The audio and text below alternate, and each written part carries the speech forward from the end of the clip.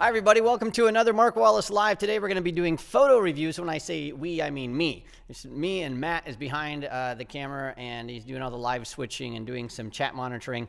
And so it's going to be awesome. I'm looking at your live chats right now. So if you're asking questions live, I've got this little MacBook Air here that I'm looking at, and I can see everybody talking right now. So what I'd love for you to do, if you're watching right now on YouTube and you have no ability to chat with us, the way to do that is to watch us at snapfactory.com/live. And when you're there, then you can open up the chat window and you can join with everybody else. And we can be chatting with you. And for right now, like Muhammad is asking about how to load an image, I think, or something. Anyway, so he's looking at that. The neat thing about our portfolio reviews, and today we're doing specifically photo reviews because I've had so many people ask me to review their photos. We're just going to focus on that today. So you can be very thankful that Squarespace has made all of this possible. And so we'd like to talk to you about Squarespace really fast right now. This episode is brought to you by Squarespace, the all-in-one platform that makes it fast and easy to create your own professional website or online portfolio. For a free trial and 10% off your first purchase, go to squarespace.com and use offer code SNAPFACTORY.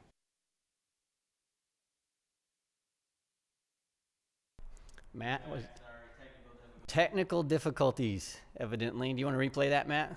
Yes, I do. All right, we're going to play that again. Nope, that's the wrong thing. Yeah, hold on, my window got screwy. All right, so Matt, why don't you switch back to me? There we go. All right, so while Matt's doing that, we just want to say, again, thanks to Squarespace. They are the place that you can go to create a fast, easy website.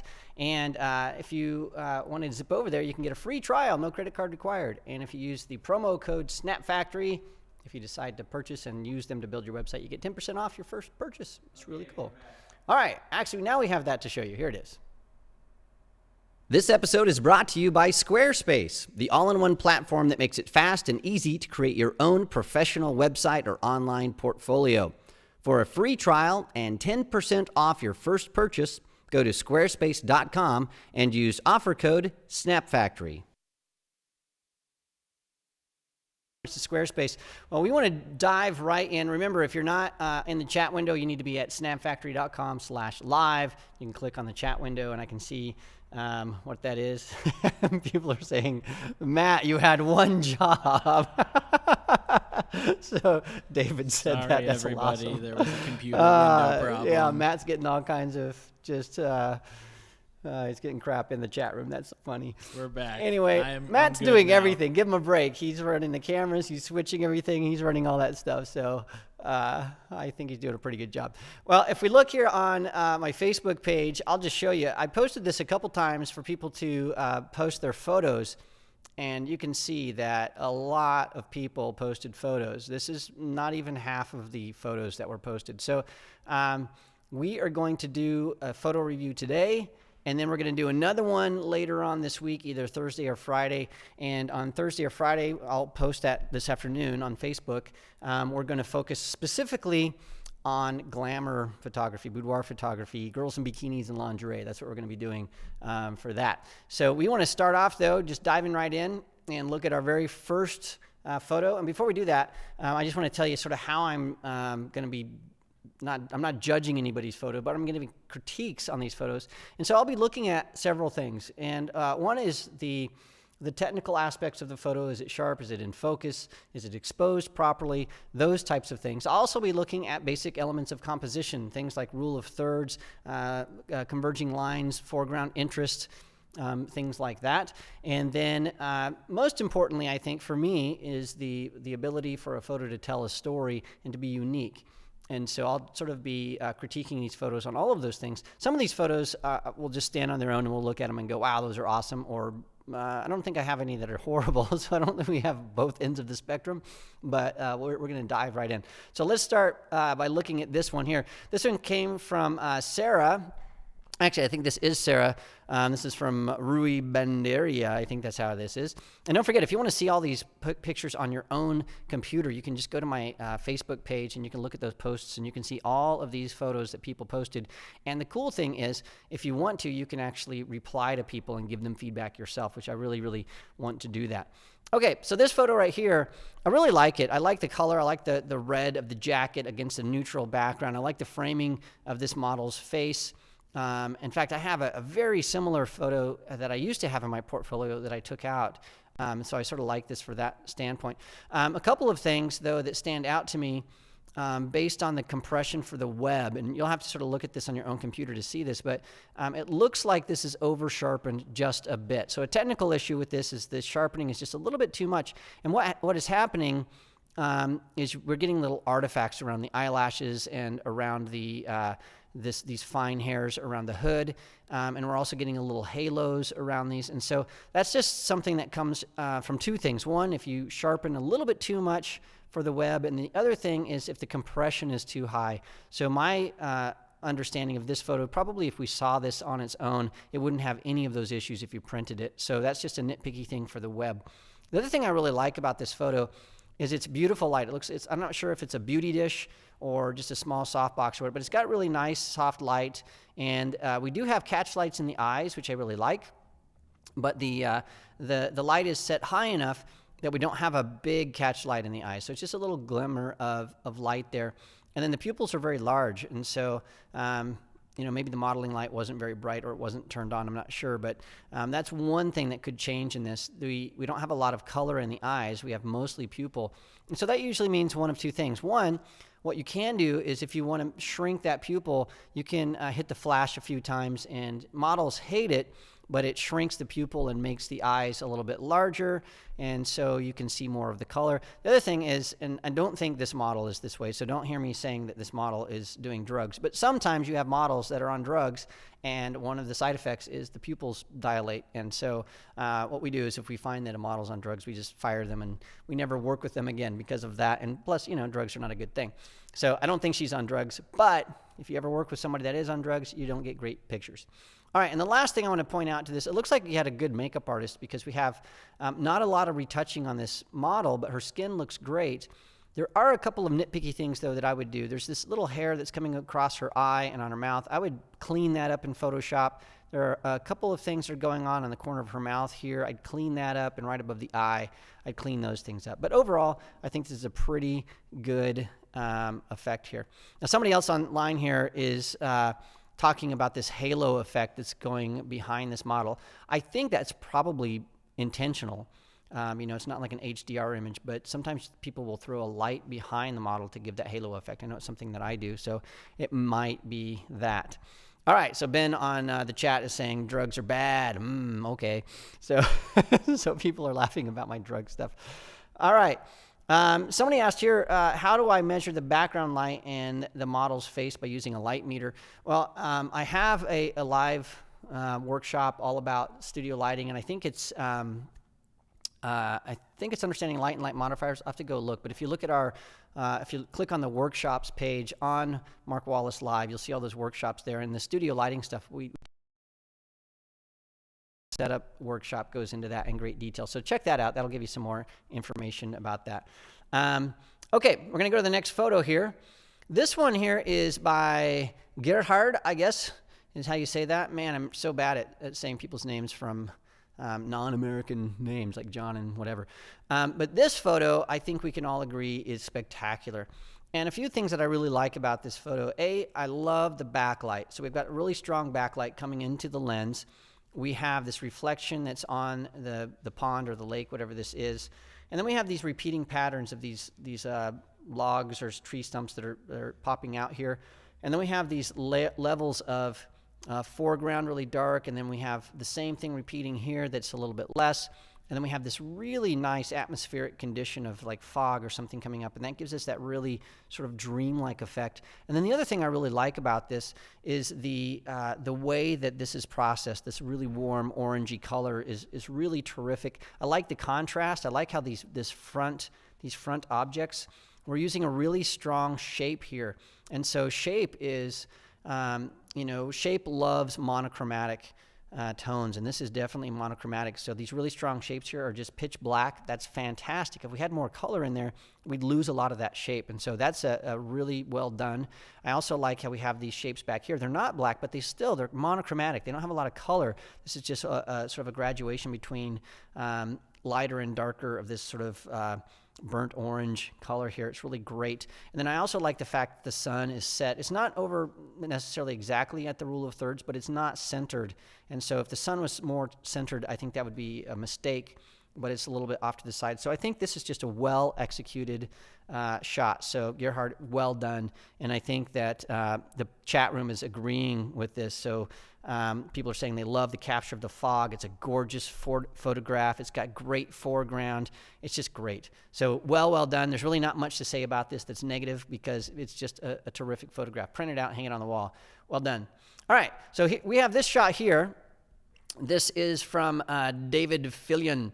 And this is a shot of a gorgeous model here that, let's take a look at it from the standpoint, first of all, of the lighting. And the lighting is terrific. So we have what looks like probably a small softbox or maybe a beauty dish. I can't really tell, maybe even a Speedlight.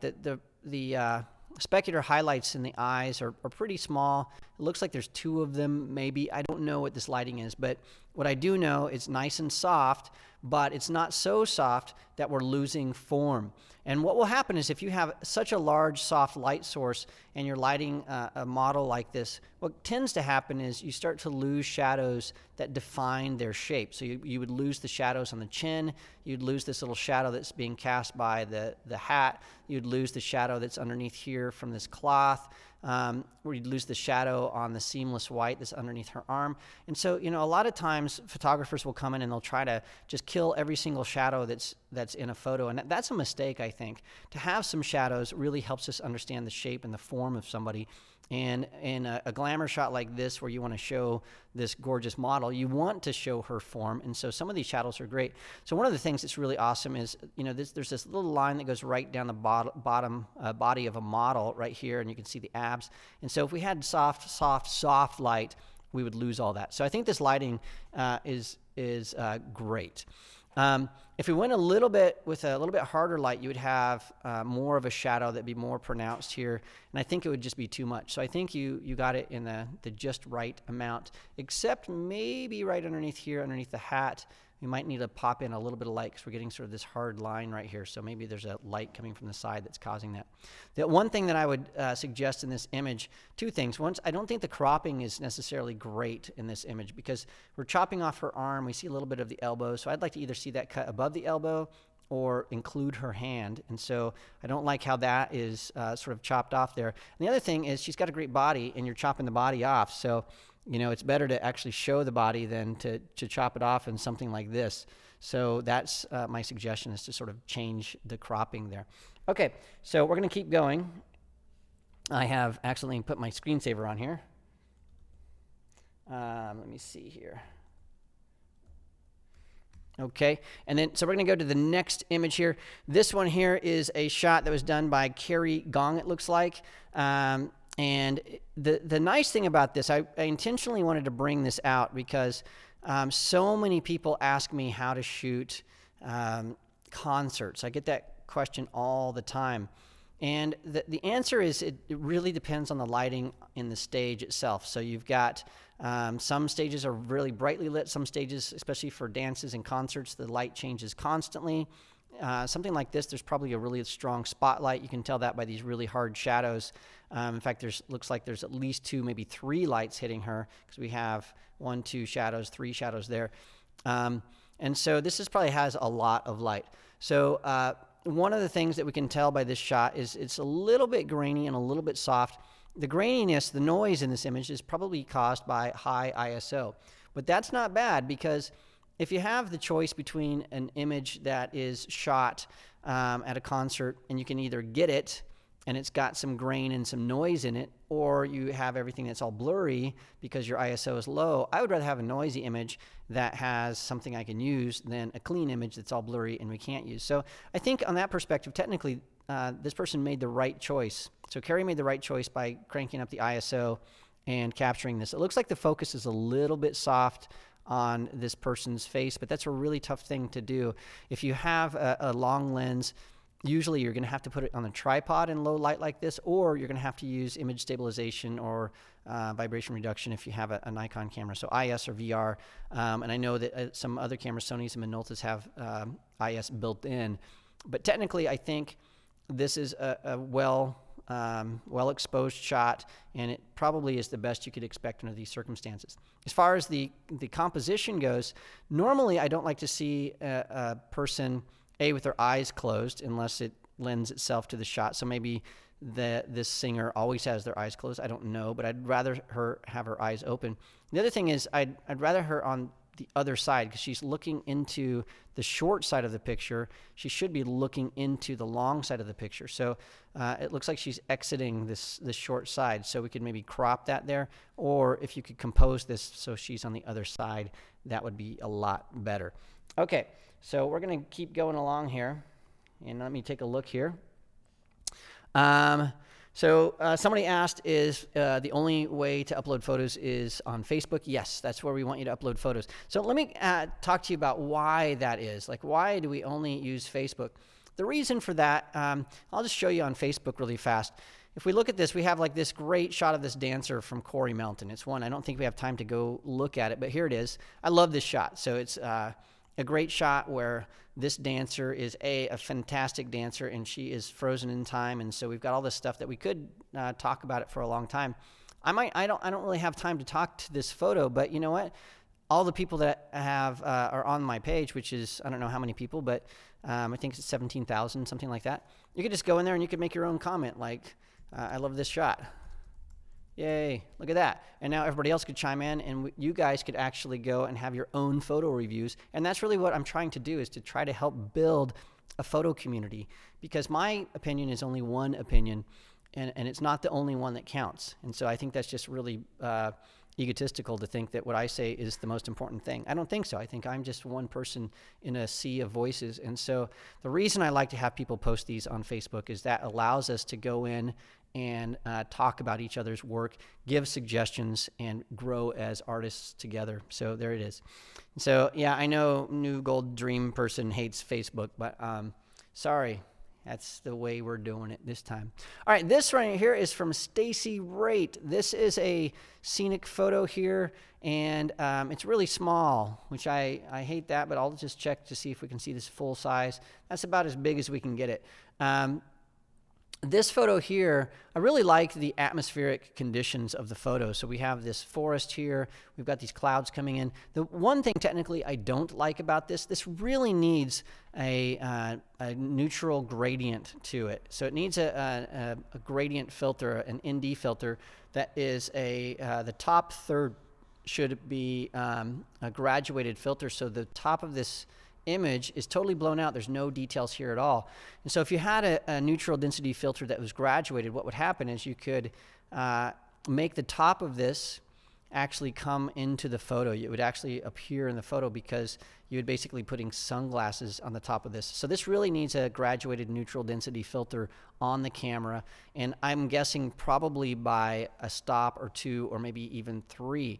And so if you are a scenic photographer and you don't have neutral density filters, specifically graduated neutral density filters that are 1/3, just the very top third of the photo, and the top 2/3 of the photo, you should make the investment to get those, because if we don't have those, you're always going to get pictures like this where the sky is just too bright and you're getting this gorgeous atmospheric stuff down here and green and all these clouds coming in, but we just don't see anything on the top. So this really needs a graduated neutral density filter, and that would work out. Also, we've got Rich is commenting here. He's like, these twigs that are popping up from the bottom of the picture don't really help out. I totally agree with that.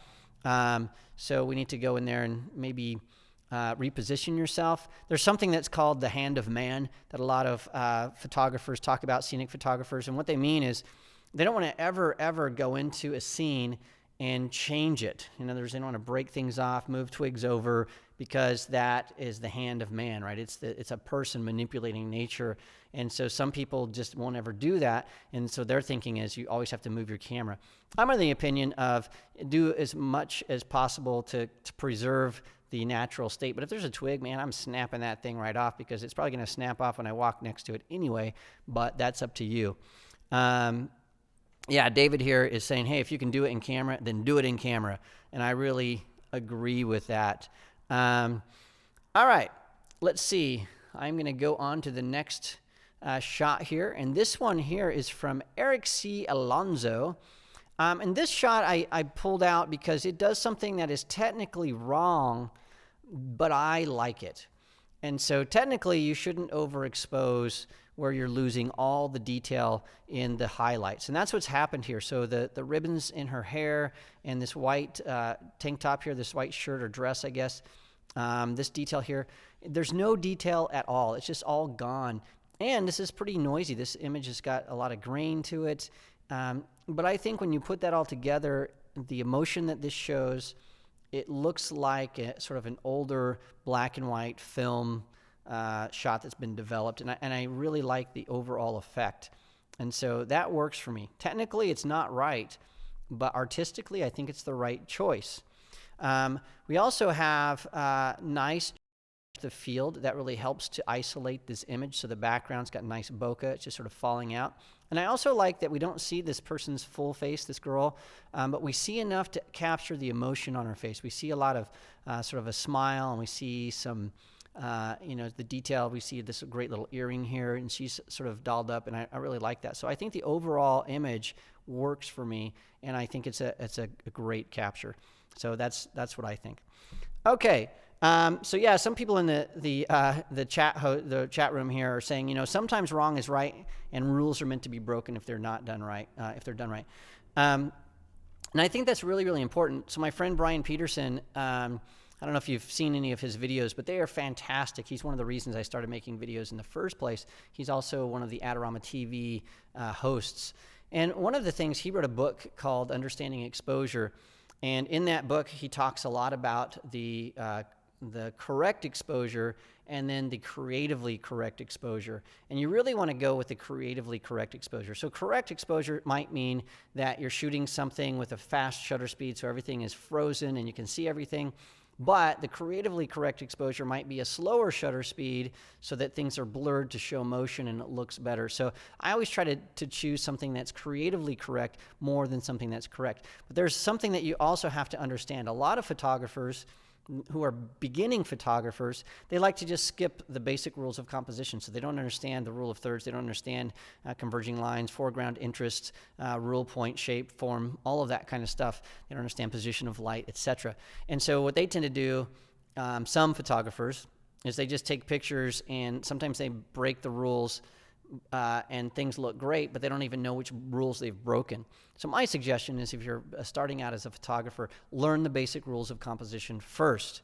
Learn about color, learn about motion, learn those things. And then once you have those under your belt and you can control all of those things, then move on to creating your own style and breaking the rules. And if you don't know what those are, check out Brian Peterson's book, Understanding Exposure. It is a phenomenal book. And then also I have a course called, I think it's Photography Basics, on the Mark Wallace Live workshop, so you can check that out as well, and it will show some things. But Brian Peterson's book, I think, is one of the best ever written, so check that out.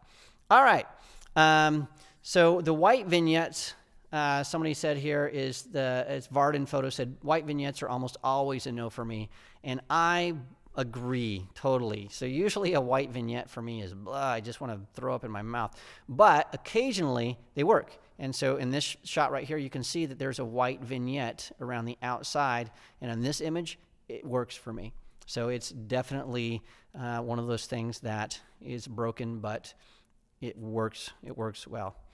Okay, so somebody else is shaking a fist to Instagram users. That's just fine. All right, we're going to look at a couple more here. This one here is something that I thought really stood out as a nice photograph. Now, this is an environmental portrait of Caleb Slane. This was shot by Stephen David Brannon. And let's see if we can get this to pop up here. Facebook is giving us, there it is. All right, so we have some Escher prints up here. We've got a bunch of other things here that are sort of popping around. The thing I really like about this is the way that this portrait is done. This is a classic example of the rules broken and done well. So this is an environmental portrait, and what you want to try to do in an environmental portrait is put somebody in their place, in their home, in their environment, their work environment. And normally you wouldn't just throw somebody at the very, very bottom of the screen and have them looking away. That would be, one of the worst ways to take a portrait. But in this instance, the thing that I love is we get to see sort of, he's got a pen and he's looking down, so we can assume from the pen that he's doing some work, he's writing, he's brainstorming, he's getting ready for his next project. And I love that he is sort of isolated in this image, and we can sort of, my eye just moves all over this wall here to sort of see like what's going on in this place. Obviously, it's a room that has, it's a larger room because there are all these reflections off the prints. And so we can see like here's some lamps up here that are being reflected, and you can see that they get smaller and smaller. You can see that they get even smaller and smaller and smaller. So the reflections here, these specular highlights, actually tell a lot of the story of what we're seeing. And we also know this is sort of a nice, comfortable, warm place because of the dark wood. And so all this tells us a story of this guy sort of in a place that he's at home with, he's isolated, he's by himself, he's writing, he's introspective, and I can only imagine what is it he's thinking. So from a storytelling perspective, I love this image. Artistically, I think it's terrific as well. I love the light on his face, and it looks like it's coming from this lamp here, but I don't know if it is. It might be from some other artificial light, and I love the fact that I can't tell. That's terrific, but there's no shadows or there's no highlights in the background here, so I'm not so sure. The only thing I don't like about this is there's this one highlight right here that I'm not sure where it's coming from, and I wish this was gone. That's my only nitpicky part about it. It looks like maybe there's a window here. You can see that there's actually 4 little lights over here, so maybe that's what that was done. So if I could go and help this person out, I think I would find where that light is coming from, and I would put a flag in front of it, a big, huge black piece of cloth or something to get rid of these lights, unless that's what's illuminating his face. I don't know, so it's hard to tell. Okay. Some people disagree. So Artman here is saying that the spotlights are distracting in this picture. So these little lights here that I think tell a story, he thinks are distracting. Some people are talking about the diagonals there that look good. So I agree with that. It helps us understand what's going on. So it would. Somebody said it would be more like a home movie picture without the lights. And yeah, I think so. It'd be different. The nice thing about this artistically is it kept our interest enough that we can even debate if this is a good picture or not. And that's what I love about a great photo. All right.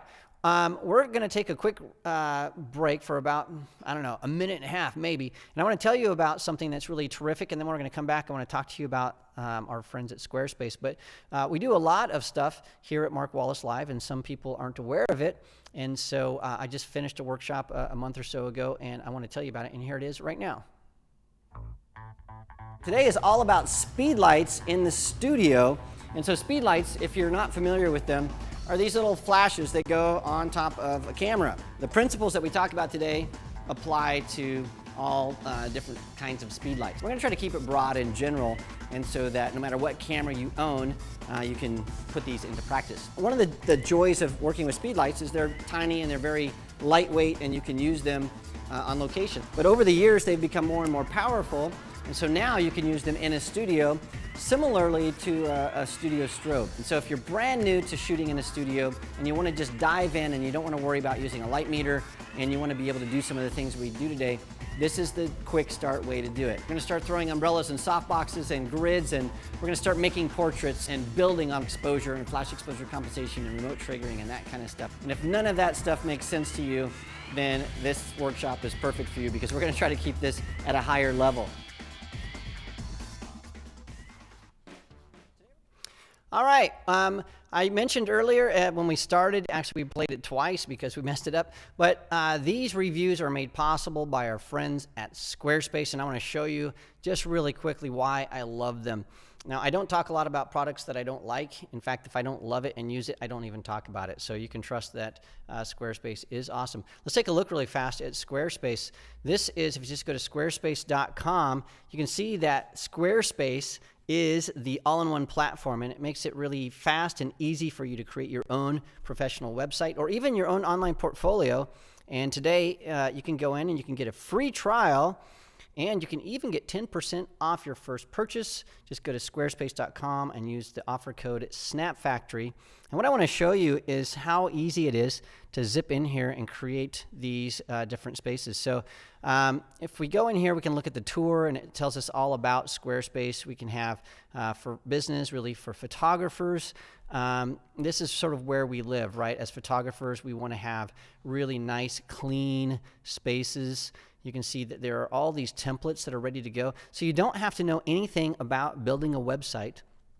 All you have to do is go in there. You can create a free website, and you can try it out. And if you don't like it, then no loss. There's no credit card required. But if you do, it's as little as $8 a month to do this. And so there are all these different examples and templates. And I really encourage you to go to squarespace.com/snapfactory, and you can check these out. And so for people that are looking to do their own websites, that's what I highly suggest. The other thing about Squarespace that I love is that if you don't know anything about building a website, you don't need to. They have, over here on this menu, they have this help and support. And what happens is if you go into help and support, you can search the help center. But the thing I love most is the live chat. And so in the live chat, you can ask somebody directly, hey, how do I move my WordPress over to Squarespace? Or how do I create a blog? Or how do I create a gallery, etc.? And they'll just tell you how to do it. It's really, really easy to do that. So I highly suggest that, again, you check that out, because you don't have to worry about knowing how to do anything. The help center is there for you. And I've tried that before a couple times where I'm like, hey, I need to figure this out. Also, if you don't know how to build stuff for mobile, it doesn't matter. When you build your website, the mobile app comes with it, and so they match. So let me just show you really fast. I'm going to add a page. I have a Squarespace website. So what I'm going to do here is I'm going to log in, and when I do that, you can see exactly what it looks like behind the scenes, and I'll just show you how to build a really fast, easy page. So I have in here a blog, and I have all of my different workshops that I've created here, and those I actually created in WordPress, and I wanted to move over to Squarespace. And the nice thing is that you can go over to this little gear gadget here, and you can do this thing where you can import or export. And so if you already have a website and you want to go and do some stuff, you can import your site from WordPress or Tumblr or Big Cartel. If you have a Shopify account or Blogger, V5, you can just import those right in here. You can create your online store. You can sell prints. You can sell physical goods. You can sell workshops, all that kind of stuff. We don't have time to go into all that, but it's there. You can do all of that stuff. And then once you get it up and running, let's say that you want to create a gallery. I can just go down here to add a page. And then what I'm going to do here is I'm going to add a gallery. And then I'm going to call this, I don't know, my Fujifilm gallery. Why Fujifilm? Because Fujifilm, I shoot some stuff for them, and they want to see what I've done. And so what I can do here is I'm going to shrink this back to normal size. I have a folder over here called Fuji, and this is a folder full of some of my images that I shot with my Fujifilm X Pro 1. And let's say I want to put some of these in a gallery. All I have to do, once I created that gallery page, is let me take, I don't know, 2 or 3 of these. I just drag and drop them in here. That's it. And so you don't have to worry about knowing how to create any kind of stuff. And then that's it. And I could have done that with all the other stuff, and I want to say view it. There's my gallery, ready to go. It's got thumbnails. It's all good. It's great. And so that's how easy it is to create stuff with Squarespace. And I could go on and on about it, but the best thing for you to do is just go to squarespace.com/snapfactory, and then you can look at that, and you can look at all the different stuff. Take the tour and check it out. And don't forget, if you want to take a look at it, you can get a free account. And if you use the promo code SNAPFactory, you get 10% off your first purchase. So go ahead and check it out today. And we thank Squarespace for making these live portfolio reviews and photo reviews possible. And if you like them and you want to support that, then get a Squarespace account. And it is pretty awesome. All right, let's keep going because I want to talk to you more about some of these photos that we created, and we have a lot to go. This photo right here is one that was created by my friend Simon Jenkins. I met Simon in London earlier this year, I believe. This photo, when I saw it, let me make this full screen a bit again. This was one of those photos that just stood out to me because it is artistically and technically about as good as they get, I think. And the nice thing about this, it looks like a Rembrandt painting. In fact, when I opened this originally, Matt looked at it and said, "Is that a photo? It looks like a painting." It's so nice. So a few things that I like. I love the soft Rembrandt lighting. And if you're not familiar with the Dutch Masters, just go to Google and type in Dutch Masters or Rembrandt Dutch Masters, and you'll go, oh, that's what he's talking about.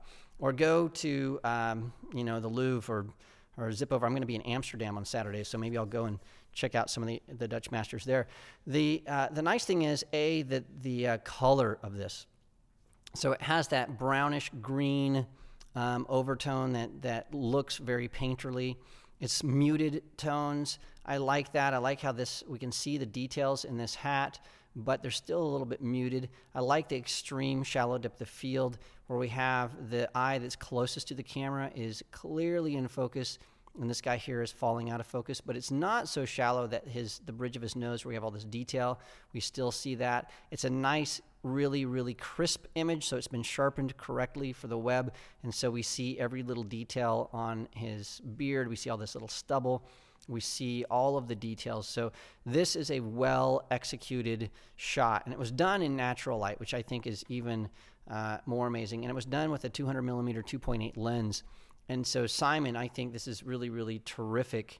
And if you agree, zip over to this image and ask Simon exactly how he did it, because I don't know. I know he used natural light, but I would love to know a little bit more about the post-production, the color temperature, how he, who this person was, the model. But I think this is one of the finest portraits I've seen in a long time. It's really technically amazing. Okay, so one person said, "Mark, photos are not there anymore like mine," and I'm not sure what that means. So I don't know. I don't know what that means. Why are there no photos there like yours? I'm not sure. I'm not sure what that means. But maybe rephrase that, and I will try to answer it. All right, we're going to look here at this guy right here. This is a shot from Sorab, I think. This is a self-portrait. Again, I think this is really, it's a really well-done portrait. This was shot with a large softbox that had a grid on it. How do I know? Well, I can see right in his watch the grid and the softbox. So the negative thing is I don't want to see the grid and the softbox in this watch. And so I would remove this watch if I had the specular highlights, or I'd figure out a way to light this where we don't have that reflection there, because this is obviously a nice part of the photo, but it's being obscured by all these lines and stuff from the specular highlights. So throw that negative thing out. I think the positive thing is we have the inverse square law working really well to create this nice, really soft transition. I can even see his ear over here, so that's pretty amazing. We have pretty amazing dynamic range in this image. We can see all the details in his hair. I'm not so sure if there wasn't a gradient filter or something in Photoshop, but I doubt it. This looks like it's just great light. The one thing that I would do is I would try to put the dark side of this image on the other side. So again, this is looking out into the short side. It should be the other way around. Now, because this is a solid black background, that's an easy Photoshop switch. You could just crop this here and tack the black on the other side, and you'd be looking into the right way. So I think this is really, really a great portrait. Okay, people are talking again on the website. People are asking, do I delete any of the comments? No, we don't delete comments unless they're derogatory or they're mean to our comments. People are saying this is great black and white conversion. I totally agree. Yeah,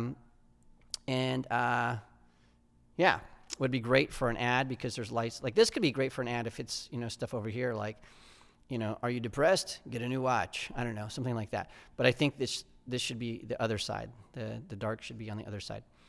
All right, let's go keep chugging along here. I'm going to close that. This here reminds me of a friend of mine, Joe McNally, actually some of the portraits that he's done. This is, I think, a terrific shot for several reasons. I love how this yellow plane is set against the green and against the orange. So we've got all these really nice warm colors that are working for us. I like how the evening light is hitting the front edge of this wing, and so that gives us that nice highlight there. It's just sort of like a kicker light's been added. It looks like all natural light. And so I think this is a great capture. The only thing I would add to it is, maybe I'd hang it on my wall. I'm not so sure. The one thing I don't like about it is that we have this really dark line here from these trees, and it looks like it's almost exactly filling in between these the wings here. So maybe get a little bit lower to the ground. Try some other compositions by changing your camera height to see if we can minimize the effect of this really large dark area. But other than that, I love how the light hits this plane. The other thing I would love to have seen is if you would have maybe run to the side and see how that light hits that from a different angle. But overall, I think it's really, really great. Somebody's like, Mark's a name dropper. I'm not trying to be a name dropper. These are just my friends. So that's cool. All right, Adam Deacon has this shot right here of this dude who is Mr. Macho. And we don't review a lot of male models on the show because people tend to shoot females more. But I think this is a great shot for a couple reasons. One, I like the light coming from behind, coming straight into the lens. That looks great. And it's difficult to balance that kind of exposure with light on the face. And so it looks like there's a gridded beauty dish or just a normal beauty dish. Again, I can see the specular highlights here in the glasses. And so that looks like that's how his face has been illuminated. And the balance between the light from behind and the light on his face is great. I think the styling is great. I think the shallow depth of field and the nice bokeh where these lights are just little, almost like Christmas lights out of focus, that works well. The other thing that I think I would suggest, and I don't know if maybe you tried this, is shoot at a different time of day. So after the sun goes down, maybe we see more of the sky. So, we needed some clouds. We needed some atmospheric condition to make this go from a really good picture to a spectacular picture. The other thing that bothers me is he's holding something in his hand. I don't know what that is. It looks like chapstick or something. So I'd get him to get rid of that because I don't know exactly what that is. And it's a little detail that sort of drives me nuts. Okay. All right, we're going to keep on moving. Somebody said, I wish Joe was a friend of mine. Joe can be a friend of everybody. Joe's really nice. So just go to Photo Plus or any of those events and say hi to him, and he'll hang out with you. Okay. So let's keep moving on to the next thing. I'm going to zip over here to the beginning here. This is a shot of a car that is, broken down. And so what we're going to do here is just take a look at it. This has, and Matt, I'm going to sneeze, so can you mute me for a second? Okay. Wow, that was an epic sneeze that everybody missed because I muted it. But anyway, we have this car, and it is, I don't know. I love the story of this. Like, how did this car get here? Did somebody just drag it out and drop it off? I don't know. So the car I find really interesting. What I find not so interesting in this photo is when you have such a strong background like this with just trees and trees and trees and twigs, it really helps to camouflage the form of the car, the shape of the car, and it just gets lost.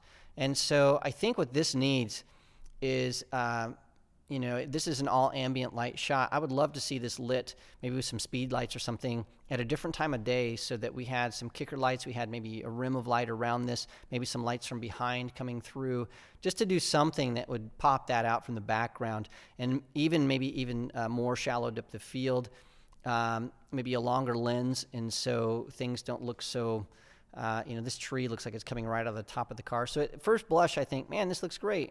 But the more I look at it, the more I think, yeah, we're losing a lot of the fine details that make this really great. So, if I shot this, I think I would continue to shoot this car, maybe get really some macro shots of the grille, some of the grime here, maybe the hood ornament, the crunched windows, maybe the inside, the steering wheel, etc., the rust.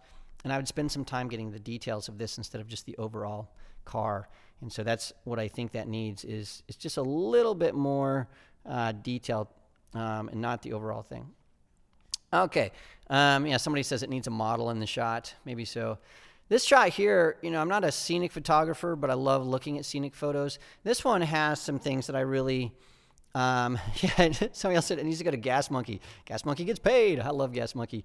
Fast and Loud, man. What a great show. Anyway, this shot here, back to this photo, is, it's a little soft. So we have some comments here. Rune is saying this is a little soft. It is.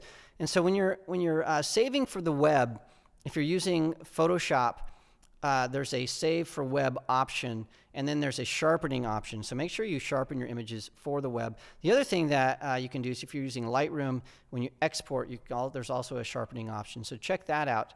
The other thing that this has is it looks like there was a little bit of Photoshop here because I can see a halo around these rocks. And so it looks like there has been a mask that wasn't done exactly great, or it looks like maybe the compression or something has created some artifacts here. So I'm not so sure what's going on there, but with an image that is this well executed, it's those little things like that that are going to throw that out of contention to be an excellent photo. I do love the slow shutter speed, so we have this sort of rolling sea here that's sort of smoothed out. It looks almost like fog. I wish that the sky was a little darker, so if you did do a mask and bring this in, it needs to be brought in a little bit more. And I think some of the shadow details in the rock needs to be brought out a little bit more. It's a little underexposed, so do some more magic in Photoshop if you can. And then this needs to have a little more contrast and sharpening. But overall, I think the composition is great. I love how this wide-angle lens is bringing us in to the photo. So everything's leading us in to where the sun is. That's terrific. It just needs some post-production love. That's pretty cool. All right, so we're looking at that. Let me just check out. We'll get some stuff here. Thank you, dear Mark, because I learned from you using a softbox and a grid. Okay, so the person that shot self-portrait was saying, yeah, that's how it was. Okay. All right. Let's keep going. Some other people are saying that they're seeing the same thing with maybe there was a brush or something that was used in this. So it needs to be a little bit more thought out. If you, the way to do this, if you really want to do it accurately, is to use the pen tool in Photoshop. And that's something that's difficult to learn, but it really helps out because you can really slice out those masks. All right, this image here, I don't want to say too much about it except for it's a great shot. I love the colors here. The one thing that I'm wanting out of this shot is it doesn't really lead us into anything. It's just the thing that is great about it is it's got great color. But other than that, there's really nothing compositionally or storytelling about it. It's just sort of a snapshot of great colors. And so what I encourage you to do with a shot like this is to continue shooting from different vantage points and perspectives. Try to shoot up and get some translucence coming through these leaves, maybe focus on the branches. Get in a little bit closer. We've got a lot of this, like all this stuff out here doesn't really add to the photo. All this stuff doesn't add to the photo here. It's really the great part of it is right here in the juicy center. So if you know that, then walk closer, zoom in, do some things, maybe get some macro shots, spend some time shooting the ground there. And I think you're gonna, this is an environment that is rich for nice photos. You've got some great colors here, but there's still room to grow with this. Yeah, so Vinny says there's really no point of interest. I agree. It's got great colors, but there isn't a point of interest. And so that's something that I think could be improved in that shot. Okay, we've got about 10 minutes, and I'm just going to crank through as many of these as I can in the 10 minutes that we have left. This right here, this is from Mitchell Davis. This reminds me of a book I have called Steppenwolf, and the cover of this is so creepy. There's like this jogger or person, it looks like, the guy that's the lone wolf that's walking along the park, and it's either sort of like, Henry David Thoreau kind of, I'm thinking, and sucking the marrow out of life, all that kind of stuff, or it's creepy Central Park stalker who's looking for somebody to attack. I don't know. But it definitely has me interested. It's got these nice atmospheric effects. Without this dude here, it'd be an interesting photo. It wouldn't be a great photo. And this dude just makes me go, what's going on here? That's creepy. And this is the kind of shot that I think is a great stock photo that could be used for a book cover or a movie poster or something if it was high enough resolution, because you could definitely sort of crop out this part or maybe this other part. It's just a nice and moody.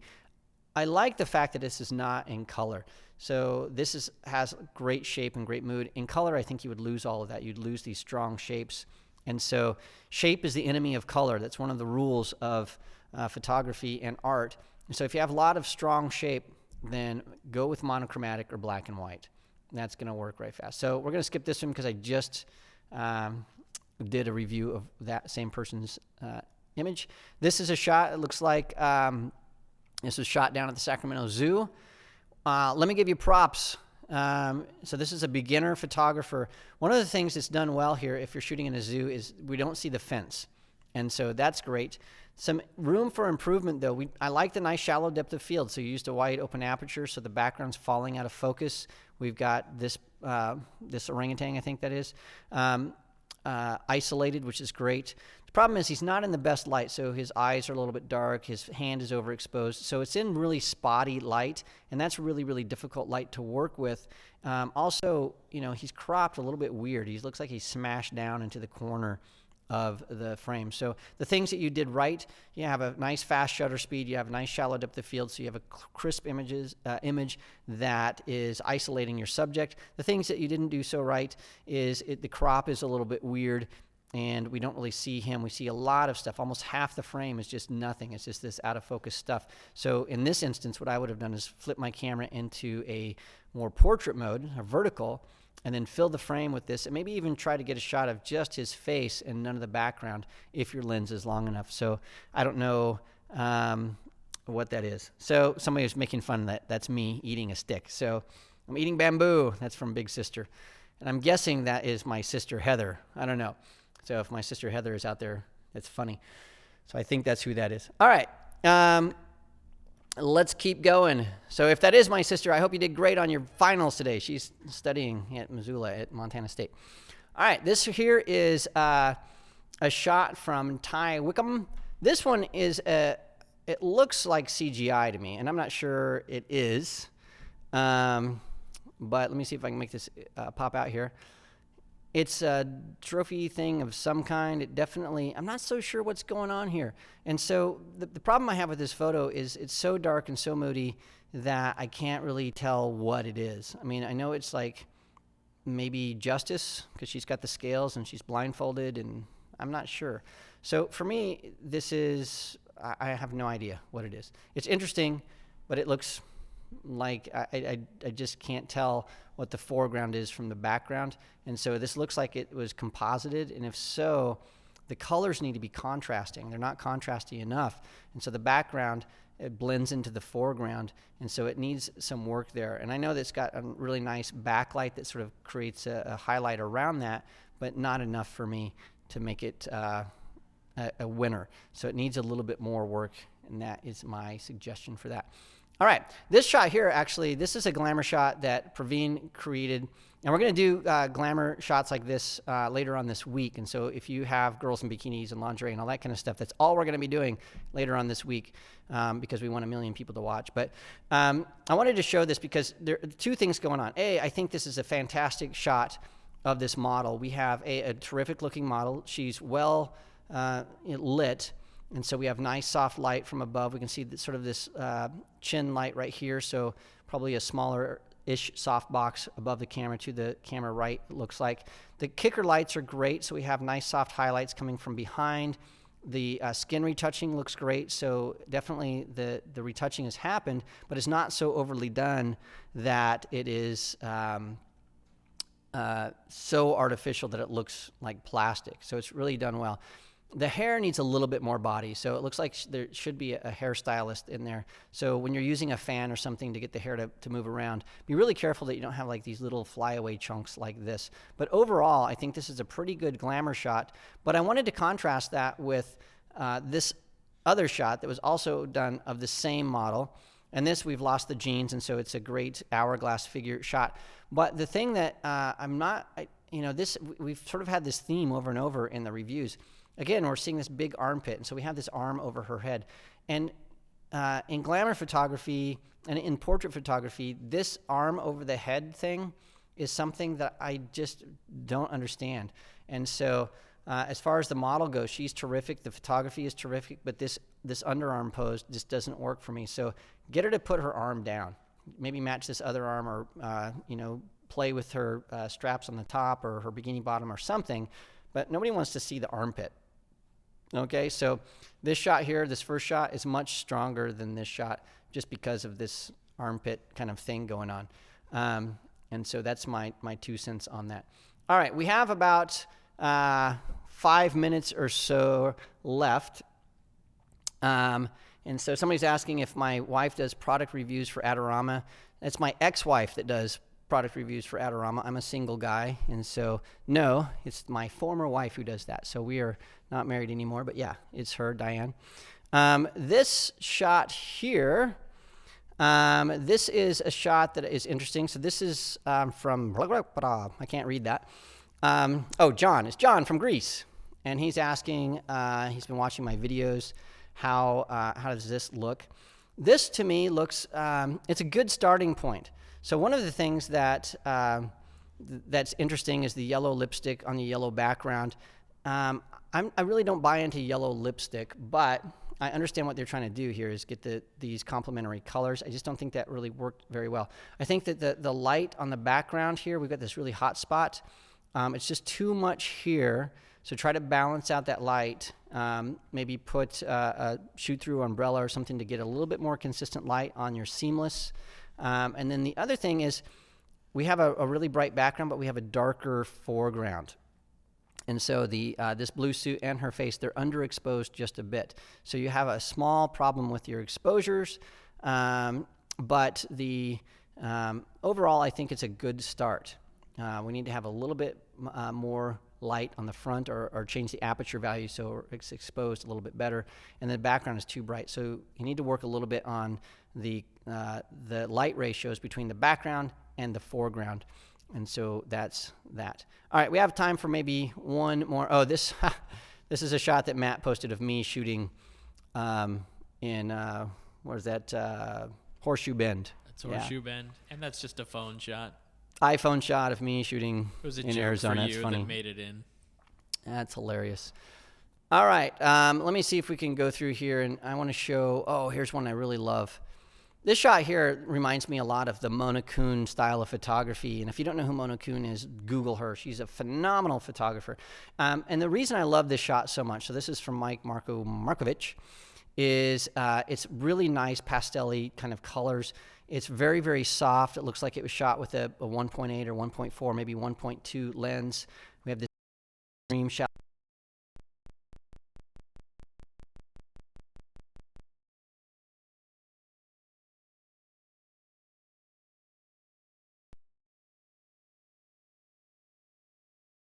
A little bit like a medium format camera, or maybe what a Leica would shoot. It's just beautiful. So I like the composition. I like that this person's looking down into the frame. It's using the rule of thirds very accurately, and I like the colors. It's very warm, earth tone colors, and that muted look with a lot of shadows here, and the muted color palette and the muted light all works together for me to create an image that I think is pretty spectacular. So yeah, very great. In fact, I'm going to say I like. Mark Wallace likes this. Okay, so we have enough time I want to talk about maybe one or two. There's a shot in here that I really wanted to talk to, if I can find it. This one right here, by the way, I think is also a very interesting shot. This one was shot in Gwalior, India. Gwalior, India. Yeah, and so this reminds me of shots, actually reminds me of a lot of the shots that were taken in Cuba during like the 60s and 70s. I like this sort of sepia look. The thing that I don't like about this that I think should be changed is this has this stop sign dead center. And so I'd like to see that more off-centered, use the rule of thirds. Maybe if that was over here, it'd be a little bit stronger portrait. Because again, we have this guy, he's looking to the short side of the image instead of being maybe to the right side looking in. And so that's something that I think needs to change. But I really like the feel of this image. Really like that. Okay. I'm trying to see if I can find... There was a shot here that I think I'm going to not be able to find it. Darn it. Oh, that's the one we talked about earlier. She looks awesome. Well, if I can't find it, we'll have to get it on Thursday or Friday when we do this. So here's one that I did want to get to, and we have about a minute left. This one right here is from Francis Otero, I guess, Otero. This is a girl on the ground with an apple. And so I don't understand this shot at all. I'm not sure if this is a shot that's supposed to tie into like the Genesis story of Adam and Eve is eating the fruit, and because of that, I don't know, or she's dying, or I have no idea, maybe the photographer is about to drop the camera on her. So compositionally, I just don't understand this shot at all. And so maybe it's part of a larger story, but it just doesn't make much sense to me of what's going on in the photo. As far as the light and everything, the exposure, it's great, but I just don't know what's happening here. And so for me, this photo might work if it was in a story, a series of photos, but on its own, it just confuses me. I'm not sure why this girl is looking like a safe is about to fall on her face and she's got an apple in her hand. So somebody else is, like Vinny is saying, maybe this is a part of a set. Maybe it is. And so we'll have to look into that a little bit more. So Francis, maybe on your Facebook page, you can put in the comments if this is part of a set or what's going on there, because it looks to me like it's got something else going on that we don't know about. Okay, well, that's it. We are out of time, and I wish we could just keep going, but unfortunately we're out of time for the day. We're going to do this again. We're going to try to get to some of these photos that we didn't get to today and some other ones. But on either Thursday or Friday, it depends on a couple of things, I will post it on my Facebook page. I'm going to be doing photo reviews again. And we want to do specifically the next shot. We want to do glamour photography and so lingerie, boudoir, glamour, bikini photography, because I get a lot of those. And I thought, well, why don't we just take a day and we'll just do that session all by itself, and then maybe we'll boil in some other ones because I'm not sure if we'll have enough. So if we didn't get to your photo today, don't lose hope. We're going to do this again later on this week, and so we'll post that. If I highly encourage you just zip over to my Facebook page and take a look at all the photos that people posted, and if you could, just take some time to make some comments and suggestions to other photographers. So if you are a more skilled photographer or you've been doing it for a while, help some of the beginners out by posting some things there. And don't forget, this was brought to us today by Squarespace, and you can zip over to squarespace.com/snapfactory, and you can get a free trial. And you can also get 10% off your first purchase by using the promo code SNAPFactory. So do that and check it out. Thanks, everybody, for joining us. And we are going to play a little Squarespace promo one more time just so you see all the goodness. And we will see you again at the next photo review later on this week. This episode is brought to you by Squarespace, the all-in-one platform that makes it fast and easy to create your own professional website or online portfolio. For a free trial and 10% off your first purchase, go to squarespace.com and use offer code SNAPFactory.